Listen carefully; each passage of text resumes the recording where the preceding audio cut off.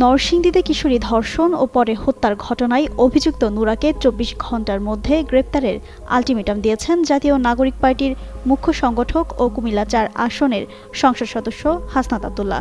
শুক্রবার ভোরে নিজের ভেরিফাইড ফেসবুক প্রোফাইলে দেওয়া এক পোস্টে তিনি এ দাবি জানান।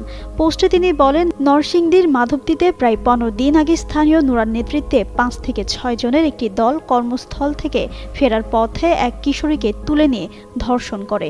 তার অভিযোগ, ভুক্তভোগীর বাবা স্থানীয় জনপ্রতিনিধির কাছে বিচার চাইলে ঘটনাটি আপোষের মাধ্যমে ধামাচাপা দেওয়ার চেষ্টা করা হয়। তিনি দাবি করেন, মহিষাসুরা ইউনিয়নের মেম্বার ও ইউনিয়ন বিএনপির সহসভাপতি আহমদ আলী দেওয়ান অভিযুক্তের পক্ষ নিয়ে মামলা করতে বাধা দেন এবং পরিবারকে এলাকা ছাড়ার চাপ দেন। হাসনাত আব্দুল্লাহর ভাষ্য অনুযায়ী বুধবার বিকেলে কিশোরীকে খালার বাড়িতে রেখে আসতে যাওয়ার সময় তাকে আবার তুলে নেওয়া হয়।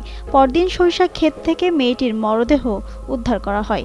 এ ঘটনায় আহমদ আলী দেওয়ান, তার ছেলে ইমরান দেওয়ান সহ ৪ জনকে গ্রেপ্তার করেছে পুলিশ। তবে এটিকে যথেষ্ট নয় বলে মন্তব্য করে তিনি অভিযুক্ত নুরাকে ২৪ ঘণ্টার মধ্যে গ্রেপ্তারের দাবি জানান। একই সঙ্গে রাজনৈতিক প্রশ্রয়ে ধর্ষণ, অপহরণ ও হত্যার মতো অপরাধ বন্ধে কার্যকর পদক্ষেপ নেওয়ার আহ্বান জানান এই সংসদ সদস্য।